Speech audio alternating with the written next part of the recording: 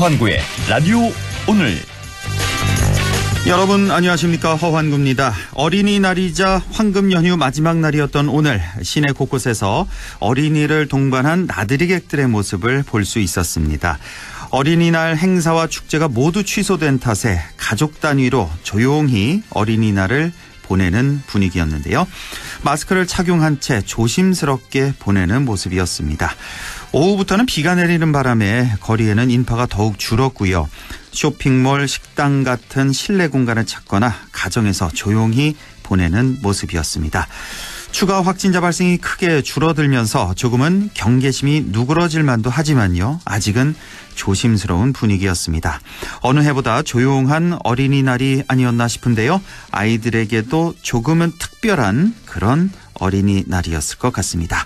5월 5일 화요일 라디오 오늘 광고 듣고 시작합니다.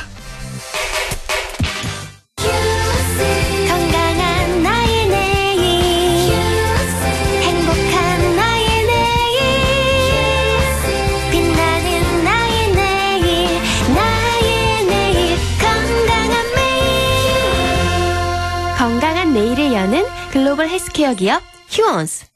맑은 공기가 집 안으로 들어오니까 청정, 나쁜 공기를 집 밖으로 내보내니까 환기. 공기청정과 환기를 동시에 하니까 청정환기. 이제 창문 닫고 환기하세요. 청정환기 시스템을 나비앤하우스에서 만나보세요. 청량리역 바로 앞 GTX-C 추진으로 강남을 빠르게. 당신의 교통이 청량. 백화점과 마트를 걸어서 당신의 생활도 청량. 청량리역 초역세권 주거용 오피스텔 힐스테이트 청량리 더 퍼스트 5월 오픈 예정. 1833-4861 현대 엔지니어링. 너희 아버지 쌍용 자동차 다니시나? 아닌데. 근데 우짜 차를 그리 잘 샀노? 5월은 가족의 달이니까 가족 같은 고객에게 혜택을 팡팡! SUV 전차종 최대 10% 할인 또는 60개월 무이자 할부까지. 놓칠 수 없는 기회를 지금 바로 쌍용 자동차 전시장에서 일부 차량이 하나며 조기 마감될 수 있습니다. 여의도 더블 프리미엄의 중심축을 잡아라. 힐스테이트 여의도. 9호선 색강역, 5구호선 환승여의도역과 금융 업무지구 사이, 원룸에서 3룸까지 다양한 주거형 오피스텔. 제로 금리 시대 특별한 투자 대안 힐스테이트 여의도. 1833-2367 현대 엔지니어링. 네, 라디오 오늘 화요일 순서 시작합니다. 1부 한 주간의 시사 이슈 알아보는 시간 최영일의 시사 따라잡기 준비되어 있고요.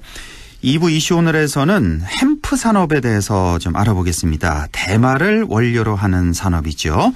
다음 달 말경에 우리 지역 안동이 햄프 산업화 규제 자유특구 지정 여부가 결정이 된다고 하네요. 햄프 산업이 무엇인지 또 전망은 어떤지 한국대마산업협회 노중균 회장 연결해서 자세히 알아보겠습니다. 이어서 각종 설문조사 결과를 갖고 우리 사회 분석해보는 시간 배종찬의 리서치 오늘도 함께하겠습니다. 라디오 오늘 생방송 놓치신 분들 유튜브로도 다시 들으실 수 있습니다. 많은 애청 바랍니다. 네, 최영일의 시사 따라잡기 시작합니다. 최영일 시사평론가와 함께합니다. 안녕하십니까? 네, 안녕하세요. 네, 황금 연휴 마지막 날 잘 보내고 계십니까? 네, 그럼요. 그런데 오늘, 이번 연휴는 워낙 매일 속보가 쏟아져 나와서 아이고, 그렇죠. 이게 뭐 방역 외에도 평론도 안심하기는 힘든 주간이네요. 그렇습니다. 어쨌든 뭐 내일부터는 지금까지 그 사회적 거리두기에서 생활 속 거리두기로 이제 방역 맞습니다. 기준을 조금 낮추게 되는데 네. 오늘도 확진자가 3명밖에 안 나왔고 모두 그렇습니다. 또 해외 유입이었고 그렇습니다. 지역 감염이 제로였죠. 그렇습니다. 이런 날이 오긴 오네요. 우리 뭐 하루에 몇백 명씩 나오고 오네요. 어떨 때는 뭐 900명까지 최고 이렇게 나오고. 2월 29일이었습니다. 최고가 900명 육박이었죠. 그때 참 공포스러웠는데 이건 정말 어제 그 정세균 국무총리 발표 때 제가 이 부분이 너무 감개무량했던 것이 지금 그 당시는 일본은 참 확진자 안 나온다. 그랬죠. 근데 나중에 알고 보니까 이게 검사를 안 했던 거잖아요. 지금 이제 지역사회에 오히려 팽배해 있는 것이고 어제 우리는 생활 방역을 선포했고 일본 아베 총리는 대국민 사과를 하면서 긴급 사태를 5월 말까지 연장했거든요. 공교롭게 같은 날에. 한일간의 대비. 그러니까 이제 정부의 역할은 무엇인가가 조금 그렇죠. 이제 확인되는 순간이기도 했습니다. 뭐 정부, 의료진 그리고 우리 온 국민의 승리라는 생각이 맞습니다. 듭니다. 하지만 이거 아직 네. 방심은 금물입니다. 맞습니다. 바로 그 싱가포르가 그런 경우였죠? 느슨하게 하다가 재확산된? 다시 재확산됐죠. 그러니까요. 그래서 우리 방역당국이나 의료 전문가들이 지금 조금 이른 것 아닌가. 오히려 오늘까지 황금 연휴 끝나고 또 우리가 총선 끝나고 2주를 조심조심 지켜봤듯이 한 5월 19일까지 지켜보고 다음 단계를 결정했어야 하지 않는가 하는 의견도 많았어요. 하지만 우리 정부는 이제 경제 활력을 좀 다시 빨리 바람을 불어넣기 위해서 맞습니다. 또 사실 고3 학생들의 학사 일정상 더 이상의 등교 개학 연기는 어렵다. 그래서 고3들만 먼저 5월 13일에 그렇죠? 시작을 하고요. 다음 주 수요일. 그 다음은 5월 20일부터니까 뭐 사실은 이제 황금 연휴의 여파를 앞으로 2주 더 우리가 예의주시해야 되는 상황입니다. 자, 지금 이제 20대 국회 마무리가 돼 가고 이제 5월 29일까지 이제 임기가 될 텐데, 자 이런 상황에서 지금 왜 본회의 얘기가 자꾸 들리네요. 이번 본회의가 7일이었나요? 7일? 지금 8일 날 열자라는 합의가 있었고. 8일 합의가 있었는데 이게 깨졌죠, 지금. 통합당이 이 합의를 번복했죠. 왜 중요한 뭐 안건이 있습니까? 안건은 이런 겁니다. 20대 국회 역대 최악의 국회인데 지금 아직까지 미처리 법안이 15,000건이 넘게 남아 있습니다. 이 안에 민생 법안도 수두룩하고요. 여러 가지 중요한 뭐 다 필요하니까 발의하지 않았겠습니까? 근데 이제 처리도 못한 법안이 이제 대량 폐기가 될 상황인데. 아니 그 15,000건이라는 게 본회의까지 올라온 안건입니까? 아니면 그 상임위까지 계류 상임위까지 포함이죠. 다 포함해서. 소관 상임위까지 포함해서. 그런데 어쨌든 의원들이 발의한 이제 법안들이니까 살아있는 법안 이 정도예요. 그리고 소관 상임위별로 또 본회의 올라가 계류 중인 법안들. 근데 이 중에 민주당이 주창을 한 것인데 이 개헌안, 원포인트 개헌안이 하나 올라와 있다. 개헌안이요? 네, 이게 국민 발안제 개헌안입니다. 그러니까 이제 헌법에서 딱 한 구절을 바꾸는 건데 이 개헌을 발의할 수 있는 2가지 방법이 있어요. 현재는 헌법상에 명시돼 있고 하나는 국회의원 제적 과반수가 자 헌법을 고칩시다라고 발의를 하면 이 국회에서 다뤄야 됩니다. 헌법 같은 경우에는 국회에서 통과가 된 이후에 국민투표에 붙이게 돼 있지 않습니까? 국민투표까지 하는군요. 그럼요. 헌법 고칠 때는. 그러니까 헌법은 첫 번째로는 국회의원 이 3분의 2가 찬성해야 되니까 300명 의원 중 200석. 그래서 이번에 180석을 얻은 21대 민주당이 개헌 빼고 다 할 수 있다. 이게 이 국회선진화법은 5분의 3 이상이면은 합의 없이 처리되거든요. 180석. 딱 180석인데 이 개헌은 굉장히 엄중하다. 200석 이상이 이제 찬성을 해야 되니까. 근데 이제 발의는 제적 과반수가 이제 넘으면 되는 거죠. 그리고 하나는 대통령이 개헌안을 국회에 보내는 방법이 있습니다. 문재인 대통령 이미 한번 임기 초에 지방선거 때 이 국민투표를 함께 합시다 하고 개헌안을 한번 보냈어요. 그랬었죠. 근데 이걸 당시 홍준표 대표 야당이 이 조기 대선 때는 이 대선 주자로 나왔을 때는 모두 다 안철수 전 대표도 그렇고 개헌 필요성에 찬성했는데 다 했었죠 그때. 이게 지방선거 때 개헌을 같이 투표한다는 거는 너무 우리가 불리하다. 연말까지로 개헌을 미루자. 그랬다가 지금 개헌은 이제 물 건너가고 있는 상황입니다. 그런데 이제 이 개헌을 하자는 게 아니라 제일 중요한 건 권력구조 개편 이야기인데 이건 건드리지 말고 국민들도 개헌 발안을 할 수 있도록 하자. 국회의원, 대통령만 하는 게 아니라 국민들이 발안을 할 수 있게? 그 대신 이제 개헌 발안은 국민들 개헌안이 올라올 수 있겠죠. 요즘 온라인 방식으로 이제 청와대 국민청원 같은 경우에 보면 10만, 20만, 뭐 최대가 지금 80만까지 동의가 있었어요. 그러니까 이제 이 정도 숫자면 굉장히 뜨거운 국민의 관심을 얻은 법안 같은 거잖아요. 그런데 이제 이 개헌의 경우에는 국민 100만 명이 찬성하면 국민 100만 명의 동의를 얻으면 국회에서 다루도록 하자. 반드시 처리되는 게 아니라. 그러면은 이 국민 100만 명 정도의 의지라면 국회의원 200명이나 대통령 1명의 의지만 한 가치가 있다고 볼 수 있지 않겠는가. 그렇겠네요. 이런 취지예요.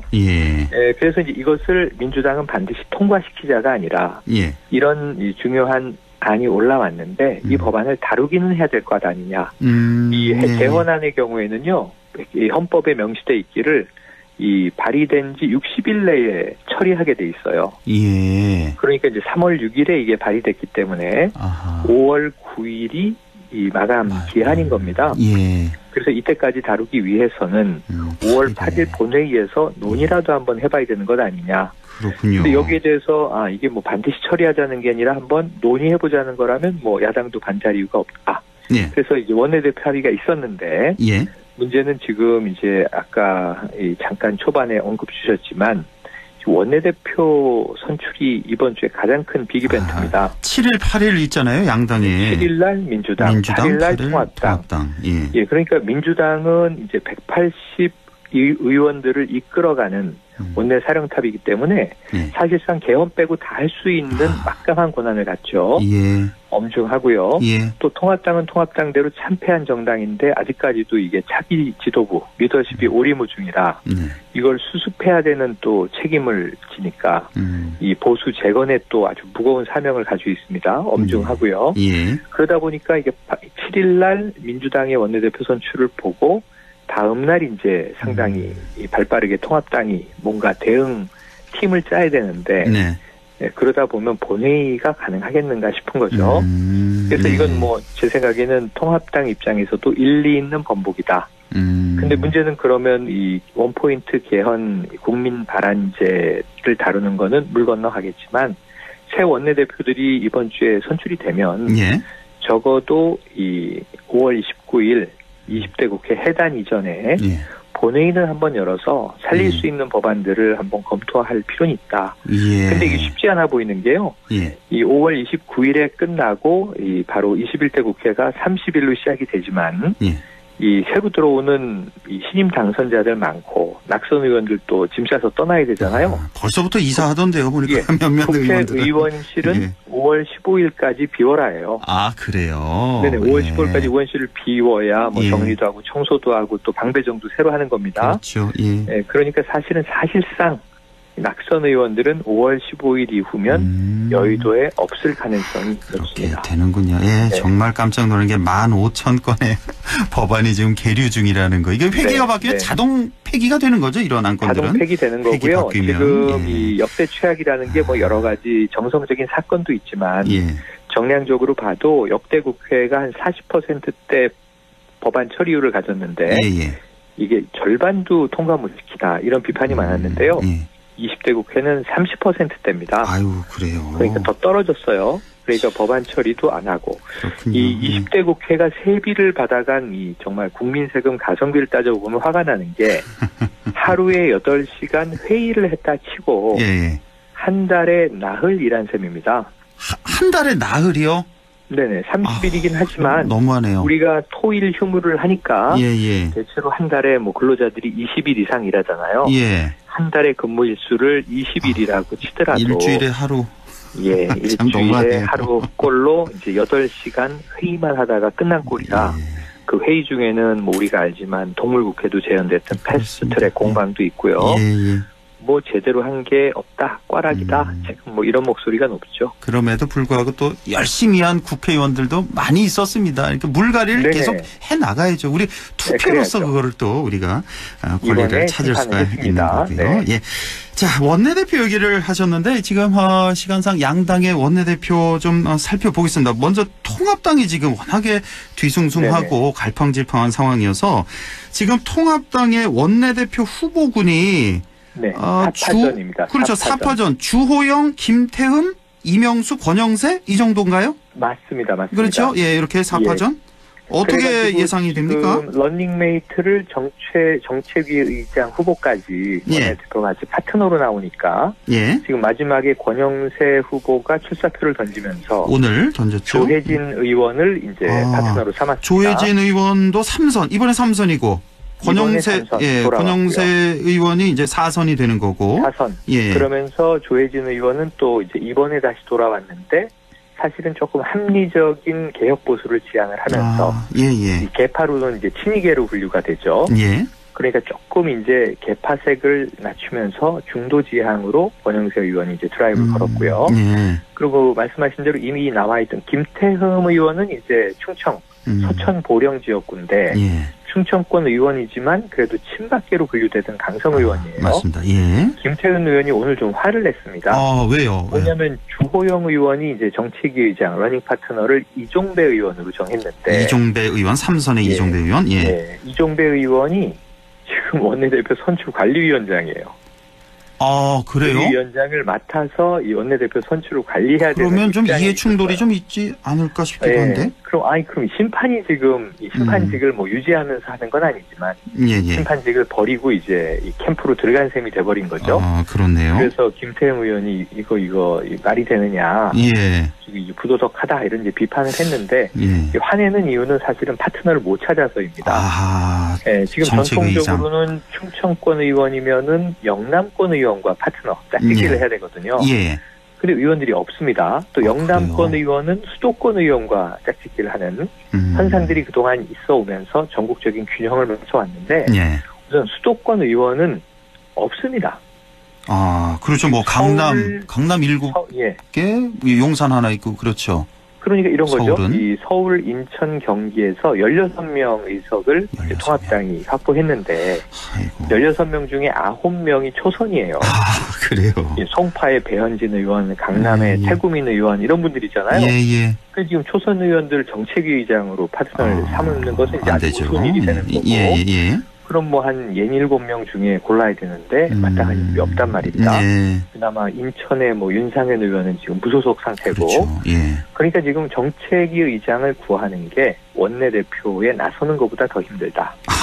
그래서 김태흠 의원은 못 찾고 있는데 주호영 의원은 선거 관리해야 될 인물을 데려가니까 아마 이제 짜증 폭발 뭐 이렇게 된 것 같습니다. 그렇군요. 그래서 지금 말씀하신 대로 주호영 의원, 김태흠 의원 또 역시 충청권입니다. 이명수 의원 상대적으로 조금 이제 개파색이었고 이제 부각되지 않았었죠. 좀 덜 알려져 있죠? 여기다 권영세 의원 4파전인데 어떻게 흘러갈지는 지금 사실상 오리무중이다. 글쎄 이렇게 말씀 들어보면은 주호영, 권영세 2파전으로 또 압축되지 않을까 하는 그냥 단편적인 생각이 들기는 하는데요. 자, 민주당도 빨리 봐야 돼서요. 민주당은 지금 3파전이잖아요. 민주당은 전날 선출하잖아요. 민주당이 누가 되느냐에 따라서 다음날 통합당에도 영향을 미칠 수 있어요. 그래요? 민주당이 강성원 내대표가 등장했다. 그러면은 통합당은 위기감을 느끼고 우리도 강한 대표가 필요하다 이럴 수 있고요. 뭐 상당히 무난한 예를 들면 정성호 의원이 됐다. 가정하면 그러면 소통으로 가겠구나. 우리 야당도 좀 말이 통하는 사람으로 내세우자 이럴 수 있어요. 자, 김태년 전해철 의원은 친문입니다. 근데 김태년 의원은 지금 이제 이해찬 대표의 좀 이제 친밀감을 얻고 있는 당권파. 전해철 의원은 이제 그야말로 친문 적통. 뭐 삼철 중에 한 명이잖아요. 양정철, 맞습니다. 전해철. 맞습니다.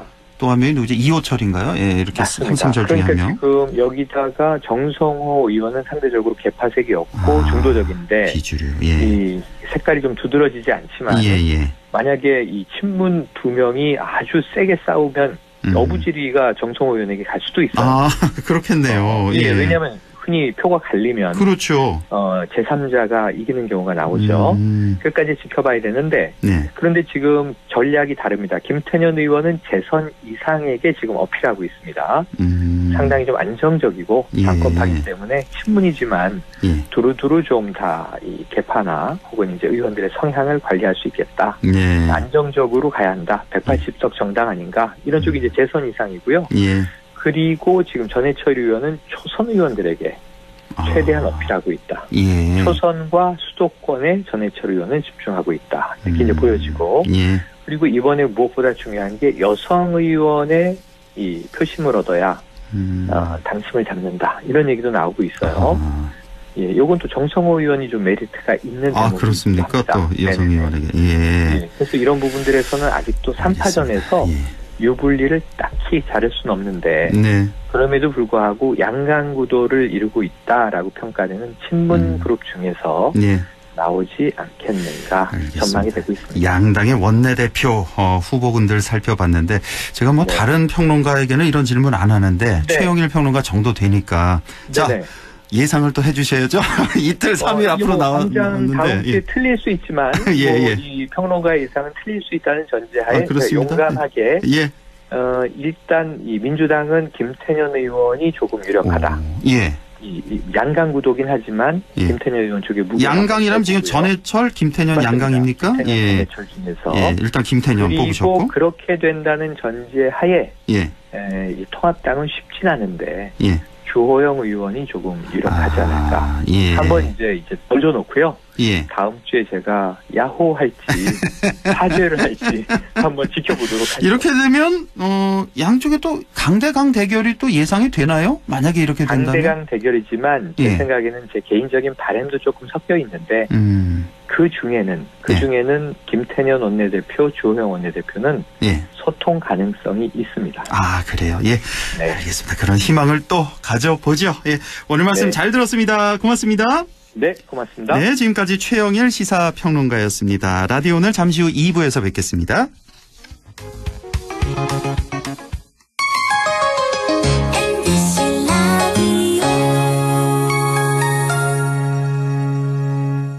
할인점보다 더 실속 있고 편의점보다 더 편리하게 살 수 있는 곳. 시장보다 더 정이 넘치고 백화점보다 더 품격 있는 곳. 이런 곳이 없을까요? 네, 우리 동네 우리 할인점 홈마트가 있습니다. 지난 25년간 항상 고객과 함께한 홈마트. 용상점, 자이점, 신용주점, 사천점에서 새롭게 고객님께 다가갑니다. 홈마트.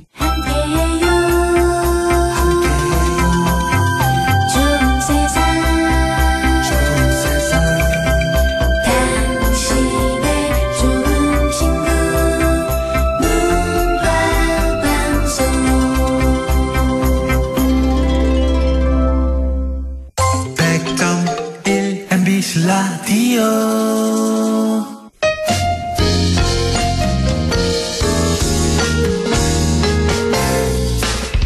지금 여러분께서는 안동 MBC 시사정보 프로그램 허환구의 라디오 오늘을 듣고 계십니다. 저는 사생결담 강재입니다.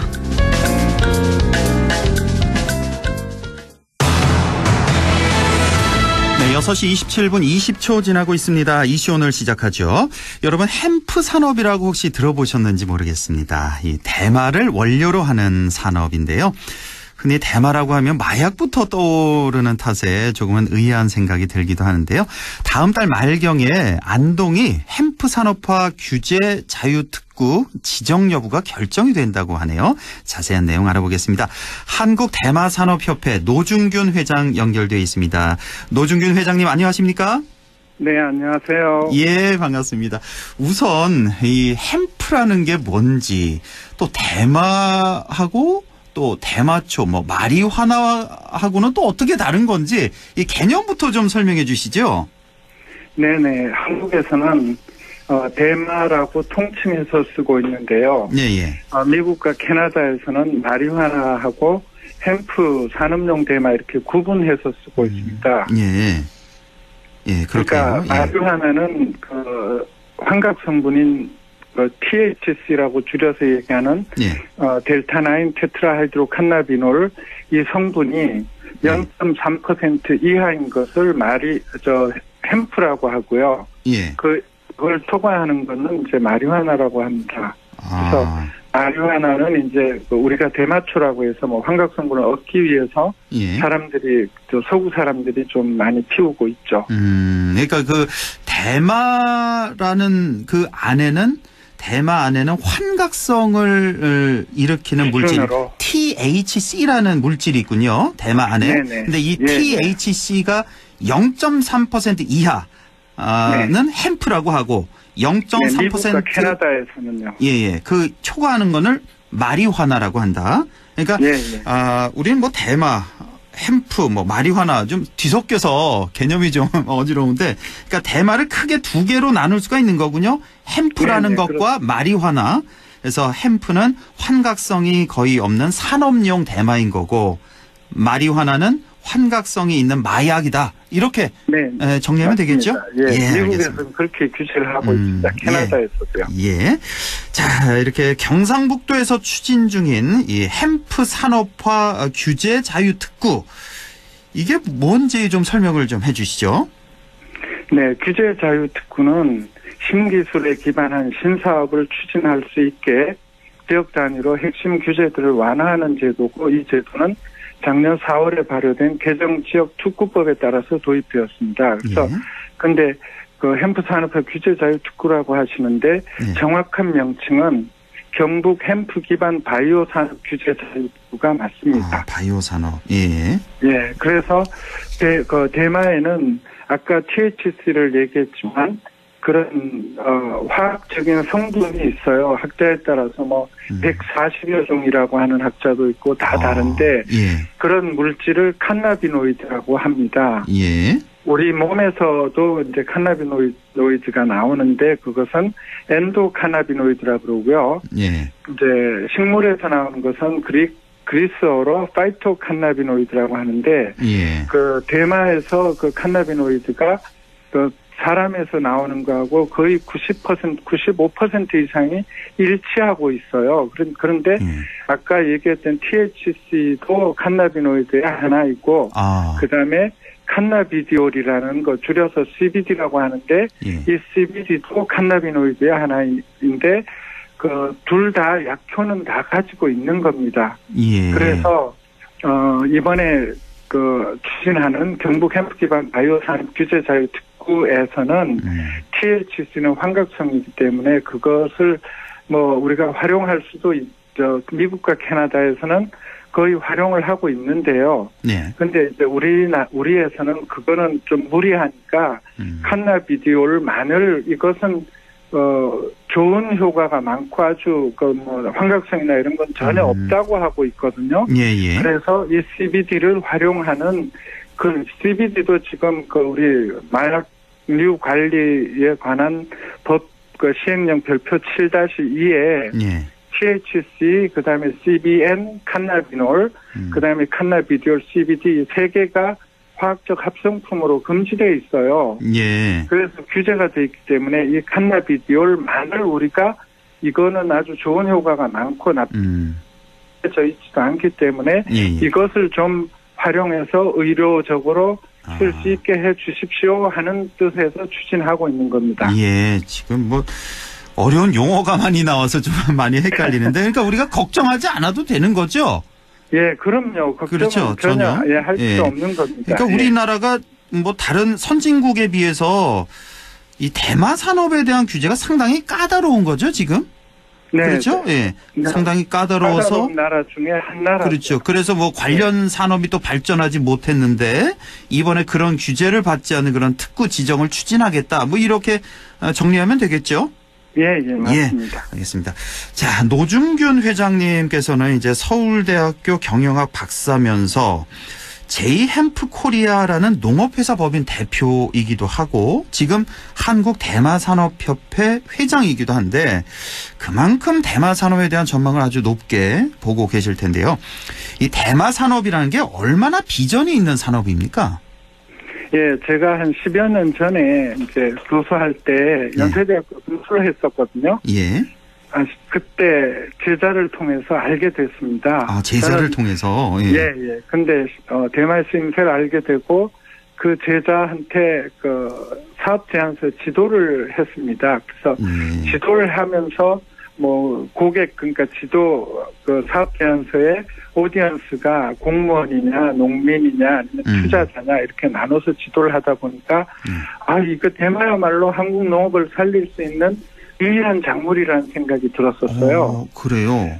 그래서 교수직을 그만두고 제가 이제 그때는 대마 섬유 지금 안동포 하듯이 대마 섬유 사업밖에는 못 했었거든요. 그래서 제가 대마 섬유 사업을 처음 해서 원사 원단도 다 만들어 봤었고요. 근데 지금은 이제 하다 보니까는 식약처에서 뭐 저 때문에 그 식품 공전에 햄프시드 오일하고 햄프시드 너트의 THC 기준이 정해집니다. 2015년 2월 13일에 햄프시드 오일은 10ppm 이하면 먹고 팔 수 있고요. 햄프시드 너트는 5ppm이 기준으로 정해졌거든요. 그래서 제가 지금은 햄프 식품 사업을 하고 있는데 뭐 햄프 건축 자재라든지 그다음에 제 햄프시드 오일 가지고 뭐 화장품도 샘플을 만들어 봤고요. 아주 쓰임새가 너무너무 많습니다. 그 다음에 이제 이번에 규제 자유 특구가 되면 그 CBD를 추출할 수 있도록 또 초임계 추출기 이게 좀 되게 비싼 기계상. 예. 이건 회사에 들여놓았습니다. 그 다음에 그래서 제가 교수직을 버리고 대마산업에 뛰어들었다는 것은 저는 돈키호테는 아니거든요. 그래서 이게 대마산업에 비전이 있다는 증거라고 하면 안 될까 생각합니다. 그러네. 확실하네요. 그 연세대학교 교수직을 버리고 그만두고 이 대마산업에 뛰어들었다는 게. 그러니까 저는 대마산업 하면 식품은 좀 이해가 가는데 화장품 또 건축 자재로도 쓰여요, 대마가? 건축 자재는 얼핏 좀 이해가 안 가는데요. 어떻게 쓰일까요?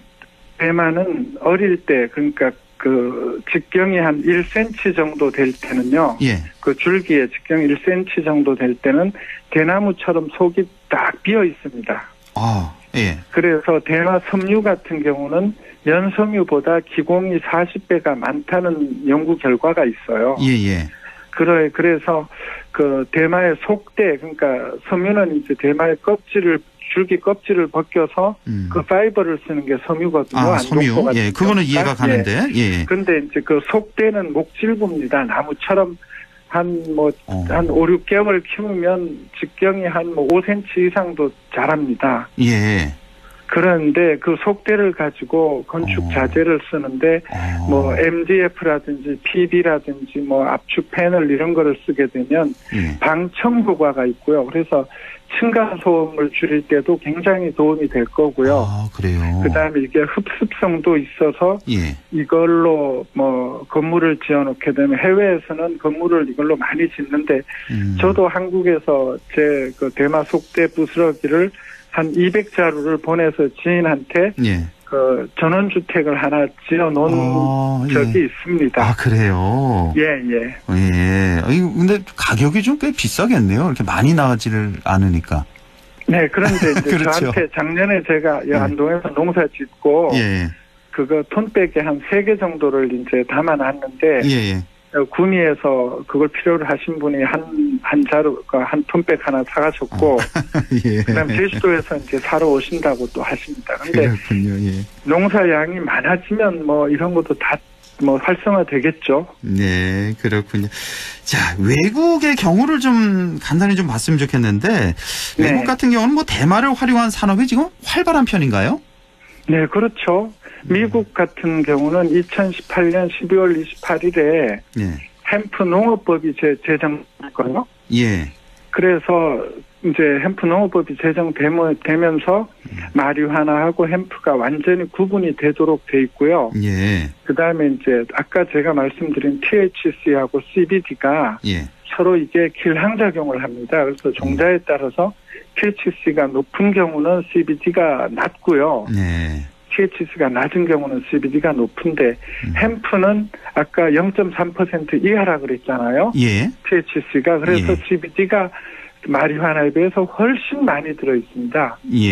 그래서 한국에서는 아까도 말씀드렸듯이 CBD도 금지가 됐는데 미국에서는 햄프를 활용해서 무엇이든 다 만들 수가 있게 법이 이제 그렇게 제정됐거든요. 그다음에 캐나다 같은 경우는 벌써 한 2년 전에 그러니까 미국에서는 의료용 대마가 합법화된 주가 한 5, 6일 전에 제가 미국에서 받아본 어떤 저널에 의하면 35개 주가 의료용 대마가 합법화됐는데 거기는 THC까지 다 활용하는 겁니다. 그래요. 그다음에 이제 기호용 대마라고 해서 우리가 흡연하는 거죠. 대마초를 피우는 거.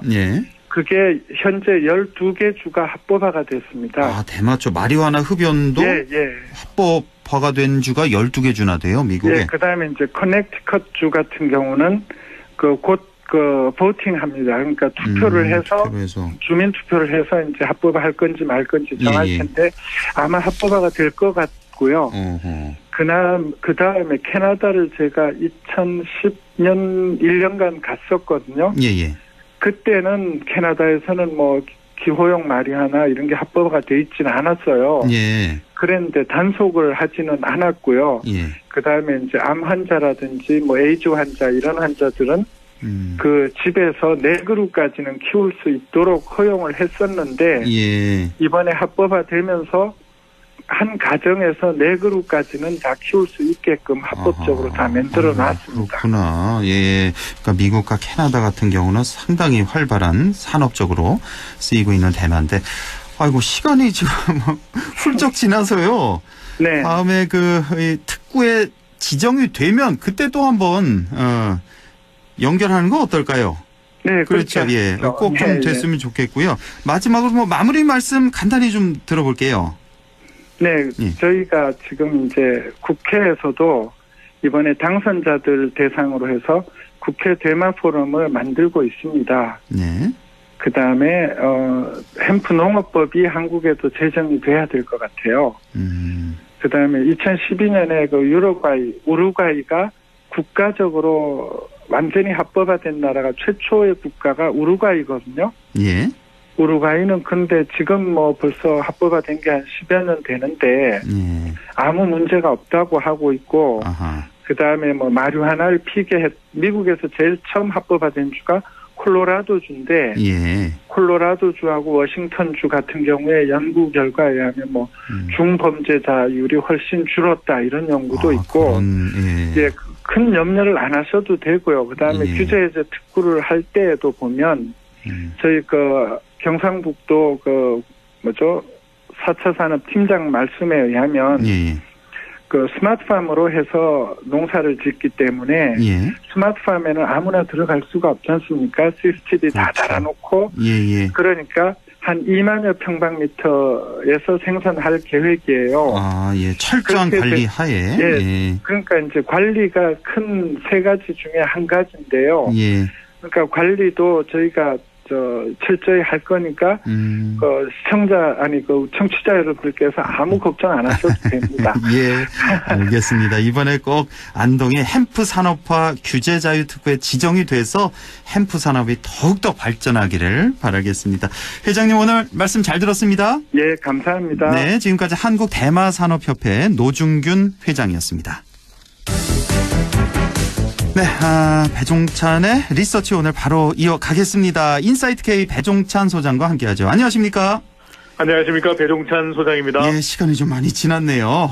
네. 지금 대통령 지지율, 정당 지지율 마지막에 좀 시간이 되면은 살펴보고요. 네. 무엇부터 볼까요? 원내대표, 민주당의 원내대표 이제 7일 결정을 하게 되죠. 이 소식부터 좀 볼까요? 네, 그렇습니다. 3파전인데요. 더불어민주당 원내대표는 미래통합당 원내대표 선거보다 하루 전일 친일 결정이 되는데 전해철 의원, 김태년 의원, 정성호 의원의 3파전입니다. 전해철 원내대표 후보는 전형적인 친문으로 분류되는 인물 아니겠습니까? 당청 간의 빠른 의사결정이 장점으로 부각되고 있고요. 김태년 후보는 친문이라기보다는 당권파 또는 이해찬계로 분류가 되는데 폭넓은 의사소통이 장점으로 부각되고 있습니다. 정성호 후보는 스스로를 그렇게 설명을 하죠. 비주류인데 그렇지만 본인이 야당과 가장 잘 협력할 수 있는 후보다라는 점을 강조를 하고 있습니다. 초선 의원이 68명이에요. 집단 투표할 수 있는 이제 초선 당선인이죠. 이 성격도 있는데 이 전체적인 의원들과 가장 잘 소통하는 후보가 유리할 수 있다. 대통령과 가까운 사람이 이 원내대표가 되는 것 아니냐 이런 지적과 또 분석이 나오기도 합니다만은 가장 많은 후보들과 뭐 이제 공룡 정당이 되는 셈이니까요. 이 가장 잘 소통할 수 있는 인물이 원내대표가 되지 않겠냐 이런 전망이 나오고 있습니다. 그러니까 이번에 민주당 지역구 당선인 163명 중에 68명이나 초선이군요. 한 40%나. 네. 예. 조금 전에 최영일 평론가에게도 물어봤는데요. 예상을 해 주셔야죠. 누가 되겠습니까? 3파전. 3명 중에. 두루뭉술 안 됩니다. 다른 어떤 때보다도 좀 쉽지가 않은데 글쎄요, 저는 좀 더 이번 경우에는 원내대표가 좀 더 포괄적인 조금 더 의사소통이 폭넓은 후보가 유리하지 않을까 라는 생각을 해봅니다. 그래서 누굽니까? 네.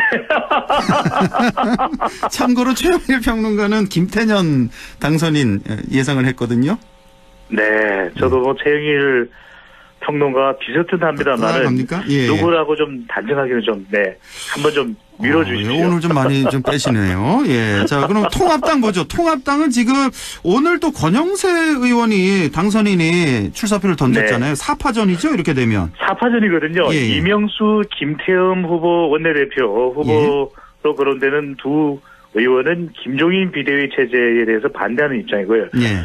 반면에 주호영 의원 대구죠. 그리고 권영세 당선인은 김종인 비대위에 긍정적 입장으로 알려져 있는데 누가 되느냐에 따라서 김종인 비대위 체제 여부가 결정되지 않겠습니까? 그런 만큼 원내대표 선거에서 김종인 비대위 출범 여부가 중요한 기준이 될 수 있다 이런 이야기가 나오는데 그렇군요. 예. 최근에 이제 미래통합당 지지율이 많이 하락해 있는 상태라서 김종인 비대위 출범 쪽에 무게가 실린다. 그렇다면 어떤 후보가 좀 더 유리하겠느냐 이런 전망이 나오고 있습니다. 아, 그렇군요. 그러니까 김종인 비대위에 찬성하는 당선인들이 있을 테고 반대하는 당선인들이 있을 거잖아요. 그렇겠죠. 아, 그러니까 어느 쪽에 쏠리느냐 표가 여기에 누가 되느냐가 달려 있겠네요. 지지율이 많이 떨어져 있는 것이 또 영향을 줄 것으로 그렇게 보입니다. 그렇겠네요. 예. 여기는 누굽니까? 4명 중에? 한 명 꼽아주셔야죠. 평론가시니까. 예. 아, 이렇게 직격적으로는 안 물어보셨잖아요, 지금까지는. 이제 좀 공격적으로 나갈 겁니다. 예. 네. 오늘은 어린이날이라서 제가 조금 미루겠습니다. 아, 이것도 미룹니까? 예, 알겠습니다. 예. 자, 긴급 재난지원금 얘기를 좀 해보죠. 이제 어제부터 취약계층에게 이제 지급이 되고 있는데, 자, 이와 관련된 조사가 있었죠? 긴급 재난지원금을 받을 경우 생계비 지출이 가장 많을 것으로 나타났습니다. 빠른 지급이 그만큼 효과적인 방법이 될 수 있을 텐데요. 리얼미터가 오마이뉴스에 열을 받아서 지난 28일 실시한 조사입니다. 전국 500명 유무선 RDD 자동응답 조사했고 표본오차 95% 신뢰 수준 플러스 마이너스 4.4%포인트 응답률 5.7% 자세한 조사 기관의 홈페이지에서 확인 가능합니다. 긴급 재난지원금을 받을 경우 어디에 사용할 것인지 물어봤는데 허한구 앵커께서는 어디에 사용하시겠습니까? 저도 외식 쪽에 많이 사용할 것 같아요. 실제로 외식비가 제일 많이 들고 있고 예. 외식비입니다. 저는. 예. 이번 조사에도 식료품비가 51.5%로 가장 높았습니다. 그다음이요. 이 공과금이 그동안 상당히 부담이 됐던 모양입니다. 공과금을 납부하겠다가 13.5%였고요. 세금. 문화생활비가 7.8%, 의약품 구입이 6.5%, 교육비 4.7% 순으로 나타났습니다. 이렇군요. 이게 이제 전국 조사한 거고 대구, 경북 응답자만 따로 조사한 게 나와 있죠? 우리 경북과 대구는 사뭇 다르긴 했습니다. 물론 가장 많은 용천은 식료품비가 가장 비중이 높게 나타났는데 이 경북과 대구의 응답자는 식료품비가 39.4%로 훨씬 많네요. 다른 지역과는 약 10%포인트 차가 있었습니다. 다른 지역에 비해서는 그 비중이 조금은 낮은 편이었고 공과금 납부가 상대적으로 높았습니다. 22.7%. 의약품을 구입하겠다 경북 대구 지역, 대구 경북 지역 14.5% 순으로 나타났는데 다른 지역에 비하면 상대적으로 공과금 납부 의약품 구입이 더 높게 나타나서 왜 그럴지 조금 더 들여다봐야 될 것 같고요. 여기에 대해서 지자체도 정부도 관심이 더 필요해 보입니다. 그렇군요. 다른 지역에 비해서 대구 경북은 공과금 납부 비율이 높다는 거 그만큼 지금 상황이 더 힘들다 이렇게 해석도 가능하겠는데요 보니까. 그렇습니다. 어려운 상황 다른 지역에 비해서 이번 긴급 재난지원금이 충분하지 않을 수도 있을 것 같아요. 그런 만큼 어떤 식으로 지자체에서 좀 더 지원을 해줄 수 있을지도 고민을 해봐야 될 부분으로 보입니다. 알겠습니다. 시간이 2분 정도 다행히 남았네요. 자, 대통령 지지율 보죠. 다시 앞으로 좀 가주시죠. 네네. 계속해서 대통령 지지율은 고공행진하고 있습니다. 한국갤럽이 자체 조사로 지난달 28일, 29일 실시한 조사이고 전국 1000명 휴대전화 RDD 조사 표본오차 95% 신뢰 수준 플러스 마이너스 3.1%포인트 응답률 14% 자세한 사항은 중앙선거여론조사 심의위원회 홈페이지에서 확인 가능합니다. 잘하고 있다는 긍정평가가 64%였고요. 잘못하고 있다가 26%로 64%가 긍정, 잘못하고 있다가 26%인데 역대 이 노태우 전 대통령부터 대통령의 국정수행평가를 발표한 이후로 같은 임기에서의 역대 최고 수준입니다. 이 총선 결과에 영향도 있을 테고요. 코로나19에 대해서 대응을 잘하고 있다는 이 편성 효과, 밴드 웨거닝 효과도 영향을 준 것으로 분석할 수 있겠습니다. 그러니까 지난주가 기억이 나는데 이번 조사는 이제 한국 갤럽 조사였고 지난주는 리얼미터 조사였잖아요. 네. 네, 그때도 좀 비슷했던 그런 기억이 납니다. 60%. 리얼미터도 60%대를 유지하고 있어서 그렇습니다. 다른 큰 영향 없이 대통령의 코로나19 대응 평가가 지금 현재 가장 중요한 기준이 되고 있고 대통령 대응 잘하고 있다. 이런 평가가 지지율에 영향을 가장 많이 준 것으로 분석됩니다. 정당 지지율은 어떻게 나타났습니까?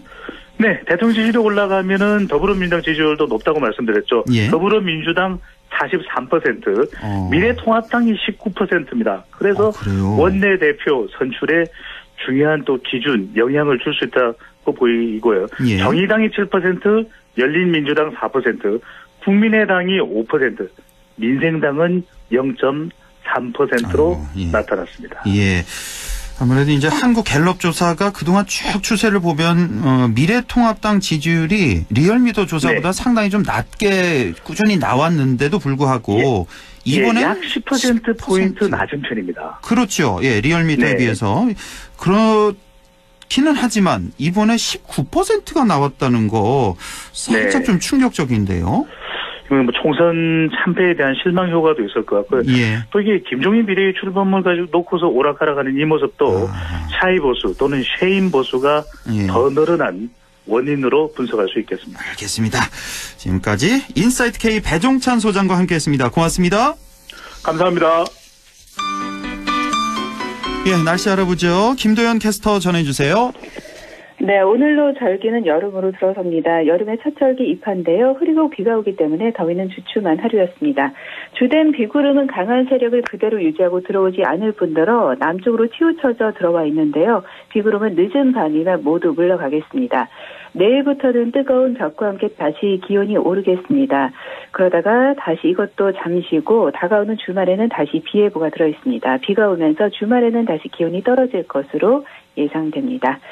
내일 기온은 문경, 안동, 영주, 봉화 12도에서 27도 나와 있고요. 의성, 예천이 11도에서 28도, 영양, 청송이 10도에서 25도, 상주 13도에서 29도 분포 예상됩니다. 봉화 현재 기온은 어제 이 시간보다 6도 낮은 13도, 체감온도 13도, 습도는 91%입니다. 날씨였습니다.